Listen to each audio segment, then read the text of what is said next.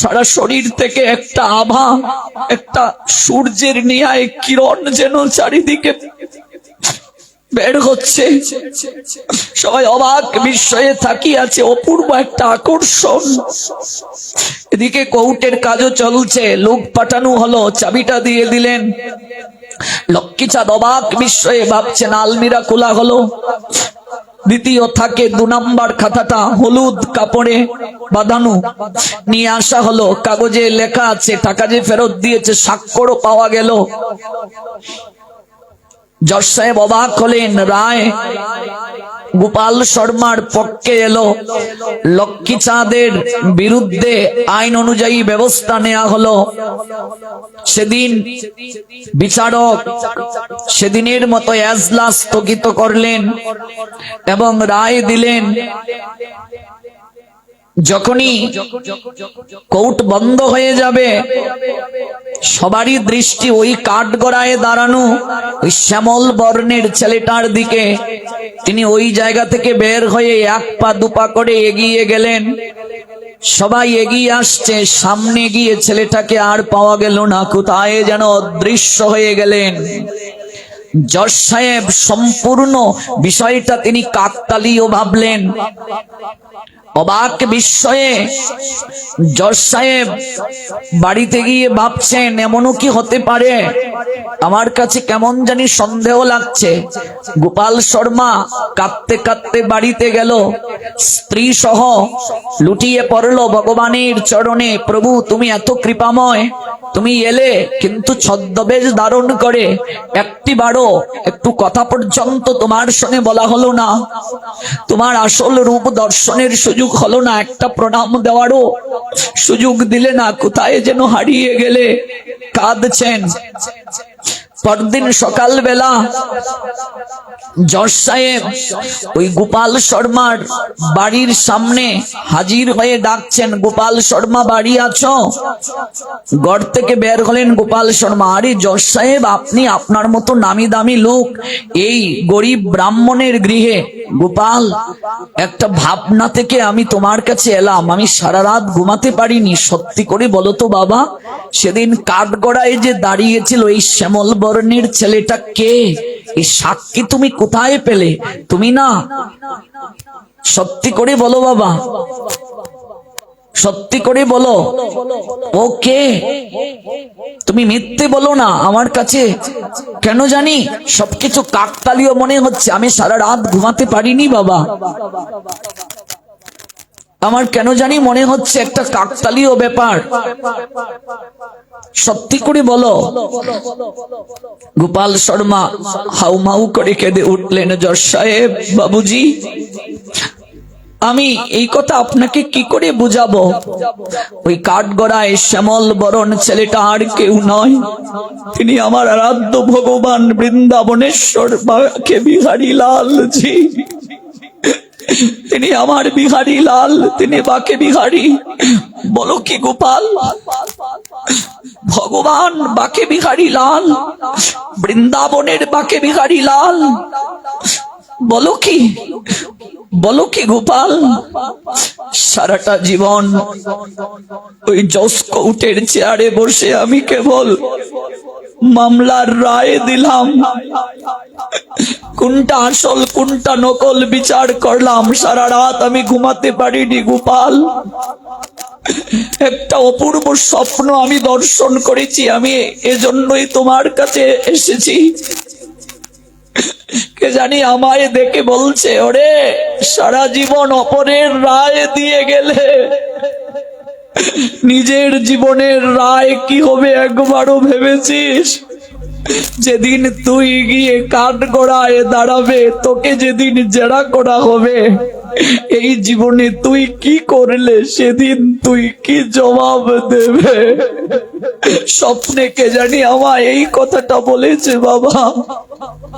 আমি স্বপ্ন ভঙ্গ হওয়ার পর আর ঘুমাতে পারিনি। কখন রাত্রি প্রভাত হবে তোমার কাছে আসবো।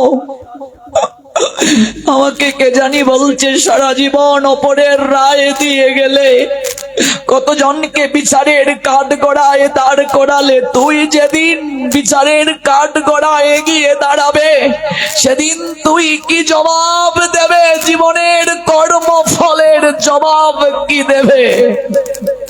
কি জবাব তুই দেবে? কাঁদতে কাঁদতে জজ সাহেব লুটিয়ে পড়লেন। জানেন তারপর কি ঘটনা হলো? ওই জজ সাহেব চাকরি ইস্তফা দিয়ে বাকিটা জীবন কৃষ্ণ ভজন করার জন্য মধুময় শ্রী বৃন্দাবনে গমন করেছিলেন। মধুময় শ্রী বৃন্দাবনে গিয়ে ওই জজ সাহেব কটুর থেকে কটুর ভজন করেছিলেন। ব্রজের ধুলায় গড়াগড়ি দিয়ে সাধুগুরু বৈষ্ণব যাকেই পেতেন চরণ দুটো জড়িয়ে ধরে বলতেন, গো আমায় একবার কৃপা করো, আমার যেন কৃষ্ণ প্রেম লাভ হয়। ওগো আমি যে রতন পেয়েও চিনতে পারিনি গো, আমার চোখের সামনে আমি একজনকে দেখেছি, কিন্তু তিনি যে স্বয়ং ভগবান আমি অনুভব করতে পারিনি।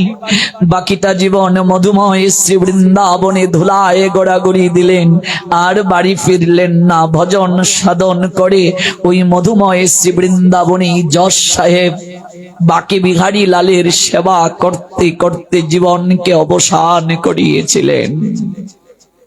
এদিকে গোপাল শর্মার স্ত্রীকে দিয়ে সারা জগৎ জীবকে ভগবান দেখিয়ে দিলেন।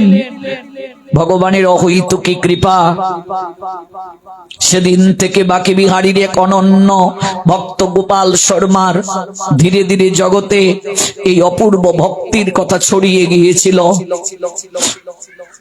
সন্ত তুলসীদাস বলেছিলেন, ইও ইউকে শরণ লিয়ে সরকে তাকুলাস, উলট জলে মছলি চলে বহি যায় গজরাস। আহা কি অনুভব গো, কি অনুভূতি গো! প্রভুর কৃপা হলে কি না হয়, প্রভুর কৃপা হলে কি না হয় গো, কৃপা হলে কি না হয়, প্রভুর কৃপা হলে। তুলসীদাস দেখুন কি বলছেন, জুকু শরণ লিয়ে সরকে তাকুলাজ, উলট জলে মছলি চলে বহি যায় গজরাস। একটা হাতি জলের মাঝে পড়ে গেছে, স্রোতের মাঝে পড়ে গেছে। হাতি কি করছে? হাতি ওই স্রোতের উজানে এরকম চেষ্টা করছে সাঁতার কেটে আসার জন্য। আর একটা মাছের সঙ্গে জলে তার দেখা হলো। হাতি মাছটাকে বলল, তুই তো ক্ষুদ্রাতি ক্ষুদ্র, তুই কি করে ভেসে যাচ্ছিস? আমার এত শক্তি, আমি সুর দ্বারা বিশাল বিশাল গাছকে আমি উপড়ে ফেলে দেই, আমি পারছি না, তুই কি করে পারছিস? মাছটা কি বলল জানো? মাছটা হাতিকে বলছে, আমি জলের শরণ নিয়েছি, আমি তো জলে থাকি, আমি জলের আশ্রয় নিয়েছি। তুলসীদাস বলছেন জু জুকু শরণ লিয়ে, হিন্দিতে বলছেন জু জুকু শরণ লিয়ে, যে যার শরণ লয় সুরকে তাকু লাজ, সে তাকে রক্ষা করে, সে তাকে সুরক্ষা দান করে। উলট জলে মছলি চলে বহি যায় গজরাজ। হাতিটাকে মাছ বলছে, আমি জলের শরণ নিয়েছি, তাই আমি নির্দ্বিধায় জলের মাঝে সাঁতার কেটে চলে যাচ্ছি, আমার কিচ্ছু হচ্ছে না, জলের সঙ্গে আমার সম্পর্ক আছে, জলের সঙ্গে আমার সম্পর্ক আছে। জলকে আমি বলেছি আমায় আশ্রয় দান করো, তাই জল আমায় আশ্রয় দান করেছে। মাছকে যদি জল থেকে তুলে ডাঙ্গায় রাখা হয়, মাছ বাঁচবে? মাছকে যদি সুরম্য অট্টালিকায় ওই সোফার মাঝে রাখা হয়, মাছ বাঁচবে? মাছ জলে শরণ নিয়েছে, জল তাকে রক্ষা করেছে। মাছ হাতিকে বলছে, ওহে গজরাজ, তোমার অনেক শক্তি, বিশালকার দেহ, তুমি সুর দ্বারা বিশাল বিশাল বৃক্ষকে উৎপাটন করতে পারো, এই নিয়ে তোমার খুব গর্ব, সবই ঠিক আছে, কিন্তু তুমি জলে শরণ নাও নাই, জলের বিরুদ্ধ আচরণ করেছ, এই জন্য তুমি বিশালকার দেহ হওয়ার পরও তুমি সাঁতরে কুল কিনারা পাচ্ছ না, তুমি স্রোতের টানে চলে যাচ্ছ। মহান সন্ত তুলসীদাস, সাধক তুলসীদাস বললেন, এই জগৎ সংসারে কেউ যদি ক্ষুদ্রাতি ক্ষুদ্র হয়, দীন হয়, কাঙ্গাল হয়, পতিত হয়, জগতে যার কেউ নাই, সেও যদি একবার গোবিন্দের চরণকে শরণ নেয়, ওই ভব নদীর জল কত স্রোতস্বিনীর ধারায় স্রোত ধারায় থাকবে, সেদিন স্বয়ং গোবিন্দ তাকে আশ্রয় দান করবে। আর এই জগৎ সংসারে হাতির নিয়ায় বিশালকার দেহও যদি হয়, শক্তিও যদি হয়, ক্ষমতাও যদি তার হয়, কিন্তু গোবিন্দ চরণে না নেয়, সে এইভাবে ভেসে চলে যাবে গৌর প্রেমানন্দে। শরণ যদি কেউ লয়, শরণাগতকে ভগবান রক্ষা করেন, শরণাগতকে ভগবান রক্ষা করেন। জুকু শরণ লিয়ে সুরকে তাকুলাজ, উলট জলে মসলি চলে বহি যায় গজরাজ। এই সাধক তুলসীদাস সাধারণ কেউ নয়, তিনি রামচরিত মানস গ্রন্থ রচনা করেছিলেন। স্বয়ং রঘুপতি ভগবান রামচন্দ্রের যার দর্শন হয়েছিল। শরণাগতিটা খুব দরকার রে মা, শরণাগতি অবশ্য রক্ষিবে কৃষ্ণ বিশ্বাস পালন। আমার বিশ্বাসটা দরকার, প্রভু আমায় রক্ষা করবেন, এই বিশ্বাসে জগৎ চলে। একবার ভাবুন, যদি বলেন আমি বিশ্বাস করব, বিশ্বাস ছাড়া জগৎ চলে না। খুর হাতে নিয়ে একজন শীল যখন আপনার দাড়িগুলোকে কামায়, একবার চিন্তা করুন, এই জায়গায় যখন খুঁটটা চালায়, আপনার কি তখন অবিশ্বাস থাকে যে কোনো মুহূর্তে ওই শীল মানে নাপিত আপনার ওই জায়গায় একটা বসিয়ে পারে দিতে? আপনার কি এরকম ভাবনা হয়? ভালো করে কথাটা আমি বুঝাতে পেরেছি কিনা? এইভাবে যখন দাড়ি কামিয়ে ওই জায়গায় এসেছে, খুঁটটা এইভাবে দিচ্ছে, যদি এই রকম একটু দিয়ে দেয়, ঘটনাটা কি হবে বলুন তো? চিন্তা করুন তো, অনুভব করুন তো। কিন্তু সে বিশ্বাস করছে যে ওই শীল আমাকে কখনো এইভাবে খুঁট দিয়ে আঘাত দেবে না। বিশ্বাসটা জগতে কতটা দরকার দেখুন। বিশ্বাসের উপর ভিত্তি করে জগৎ চলছে, বিশ্বাসের উপর ভিত্তি করে সকল কিছু চলছে, কিন্তু বিশ্বাস প্রয়োজন আছে, অন্ধবিশ্বাস যেন কারো প্রতি না থাকে। গোবিন্দের প্রতি শ্রদ্ধা, বিশ্বাস, শরণাগতি এটি আমাদের জীবনে খুবই দরকার। ঈশ্বর অনন্য চিত্ত, ঈশ্বরে অনন্য চিত্ত যারা, তাদের মৃত্যু নেই। অপরাধে আকীর্ণ এই সংসার হতে উদ্ধার করেন স্বয়ং ভগবান তাদেরকে। এই হলো মূল কথা। এটি জীবের একমাত্র মুখ্য কথা, এটি খুব দরকার। এই ভাবনাটা দরকার, এই ভাবনাটা না হলে চলবে না। শ্রীপাদ মাধবেন্দ্র পুরী এই আমাদের সুনামগঞ্জ জেলার জমিদারের সন্তান ছিলেন। মহাপ্রভুর গুরুদেবের গুরুদেব। এই তো তাহিরপুর উপজেলায় বর্তমানে তার আবির্ভাব স্থান। আপনারা অনেকেই হয়তো জানেন না, বর্তমানে তাহিরপুর উপজেলা, উত্তর বরদল ইউনিয়ন, ব্রাহ্মণগাঁও। তৎকালীন সময়ে শ্রীহট্টের লাউর পরগনার পূর্ণিপাট, ওই পূর্ণিপাট গ্রামটাই 500-600 বছর পরে এখন তাহিরপুর উপজেলার উত্তর বরদল ইউনিয়নের ব্রাহ্মণগাঁও। কারণ এক সময় তো এক নাম ছিল, কয়েকশো বছর পরে আরেক নাম, এইভাবেই তো পরিবর্তন হচ্ছে। আজ থেকে কয়েক হাজার বছর আগে চিন্তা করুন, তখন কি এটা মধ্যনগর ছিল? কয়েক হাজার বছর পরে মধ্যনগর যে থাকবে তার নিশ্চয়তা আছে? তখন তো বাংলাদেশ নামেই ছিল না। মাত্র কয়েক শো বছর হয়, মাত্র কয়েকশো বছর হয়। এর মাঝেই কত আমূল পরিবর্তন দেখুন। ওই পূর্ণিপাট ব্রাহ্মণগাঁও কয়েকশো মানে কি 500 বছর। এই 500-600 বছর আগের কার কথা? এই মাধবেন্দ্র পুরী, আমাদের এই সুনামগঞ্জের ছেলে, এত বড় জমিদারের সন্তান, অযাচক বৃত্তি নিয়েছিলেন। অযাচক বৃত্তিটা কি? ইচ্ছে করে খাওয়া যাবে না, লোকে যদি কেউ দিয়ে যায় তা দিয়ে ক্ষুধা নিবৃত্তি করবে। তার মানে কত কঠিন তপস্যা বাবা! পেটে ক্ষুধা লাগলেও আপনি খেতে পারবেন না, যদি কেউ আপনাকে দিয়ে যায় কোনো প্রসাদ, তা দিয়ে আপনি ক্ষুধা নিবৃত্তি করবেন। এই জায়গার পূর্ণিপাটের জমিদারের ছেলে, বর্তমানে তাহিরপুর উপজেলা, এই পূর্ণিপাটের জমিদারের ছেলে। ব্রাহ্মণগাঁওটায় বর্তমানে একটাও হিন্দু নাই, কেউ নাই। ওনার জন্মস্থানে মাটির নিচে আগেরকার অট্টালিকা, মন্দির, ভজন কুটির সব চলে গিয়েছে। এখনো ভজন কুটিরের অর্ধেক মাটির উপরে আছে। যদি কোনোদিন যান, দর্শন আসবেন করে, এখনো অর্ধেক ভজন কুটিরের অর্ধেকটা মাটির উপরে আছে, গাছপালায় ছেয়ে নিয়েছে। আশেপাশে কোনো সনাতনী হিন্দু নাই। ব্রাহ্মণগাঁও, ব্রাহ্মণ থাকবে দূরের কথা, হিন্দুই নাই। সনাতনী হিন্দুর কোনো বর্ণের লোক নাই। এই জায়গার সন্তান, এত বড় জমিদারের সন্তান, এতটা বৈরাগ্য, সকল ছেড়ে চলে গেলেন মধুময় শ্রী বৃন্দাবন। ওই বৃন্দাবনে গিয়ে গোবর্ধন পরিক্রমা করছেন। পরিক্রমা করে তিনি খেলি কদম্ব বৃক্ষের নিচে বসে একটু বিশ্রাম নিচ্ছেন। 3 দিন হয়ে গেল, কেউ কিছু তাকে দিয়ে যায় নাই। উপবাস আছেন তিনি।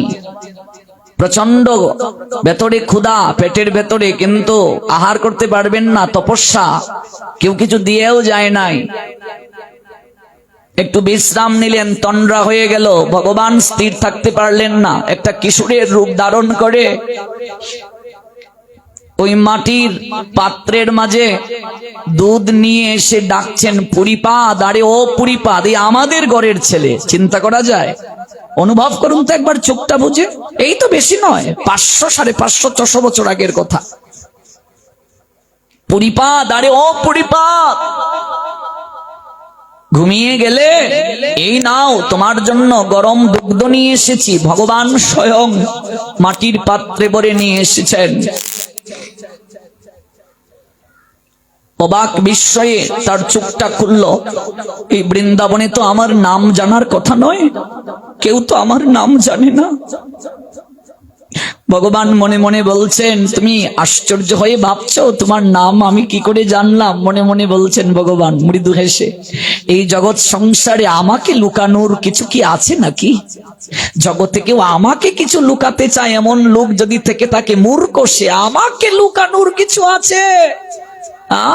আমি হৃদয়ে গ্রাহী জনার্দন, আমি ভাবগ্রাহী জনার্দন, আমাকে লুকিয়ে কিছু রাখা যায় না। এই নাও। আচ্ছা, তুমি ওই না খেয়ে কেন থাকো? এত কষ্ট দাও কেন শরীরটাকে?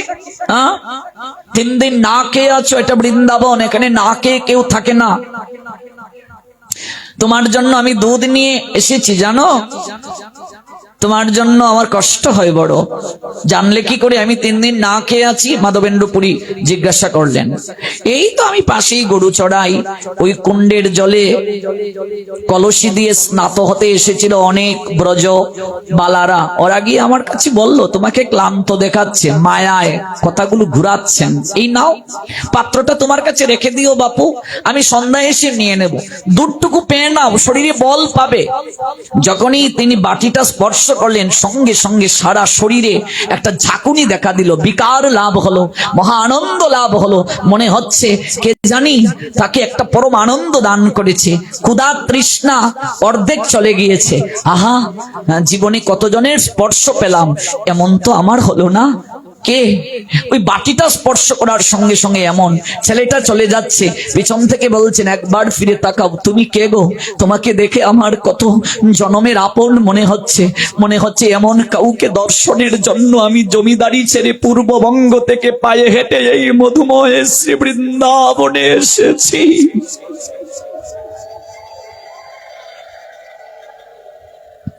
একবার বলো তুমি কে গো? তুমি কে? একবার বলো তুমি কে? একবার বলো তুমি কে?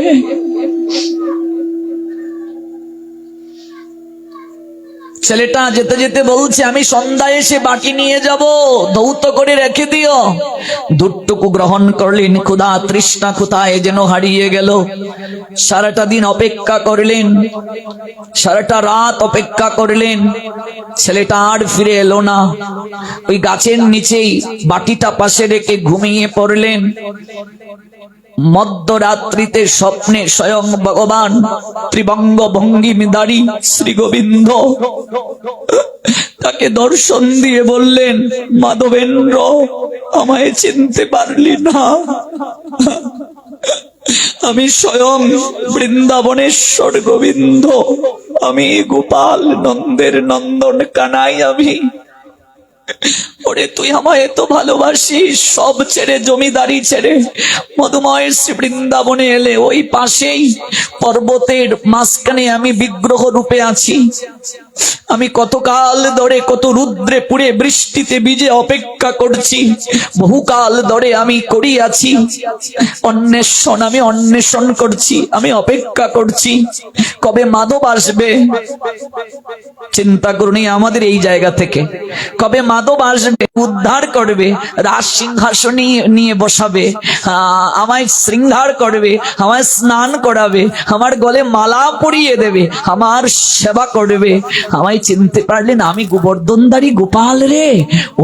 ওই জঙ্গলের মাঝে আমি পড়ে আছি, আমি গোবর্ধনধারী গোপাল। মাধবেন্দ্রপুরীর চোখটা লেগে গিয়েছিল, স্বপ্ন দর্শন হলো। কাঁদতে কাঁদতে চিৎকার করে উঠলেন, যাকে পাওয়ার জন্য, যার কৃপা প্রাপ্তির জন্য, যাকে দর্শন করার জন্য সকল কিছু ছেড়ে, জমিদারি ছেড়ে, কোথায় পূর্ববঙ্গ, কোথায় উত্তর প্রদেশের বৃন্দাবন। তৎকালীন সময়ে যোগাযোগ ছিল না, হেঁটে হেঁটে কিছুটা নৌকায়, ও মা ও বাবা চিন্তা করে দেখো, সব ছেড়ে এলাম, তুমি আমার কাছে এলে, কিন্তু আমায় একটু কৃপা করলে না, পরিচয় দিলে না, ছদ্মবেশ ধারণ করে এলে। আমি কবে তোমার কৃপা পাবো? আমি কবে তোমার দর্শন পাবো? ওই ব্রজগোপী আশেপাশের যারা সবাইকে ডাকলেন, জঙ্গল পরিষ্কার করা হলো। ওই জঙ্গলের মাঝখানে ত্রিবঙ্গ ভঙ্গিম রূপে স্বয়ং ভগবান গোবর্ধনধারী গোপালের এক অপূর্ব বিগ্রহকে দর্শন করা গেল। গৌর প্রেমানন্দে।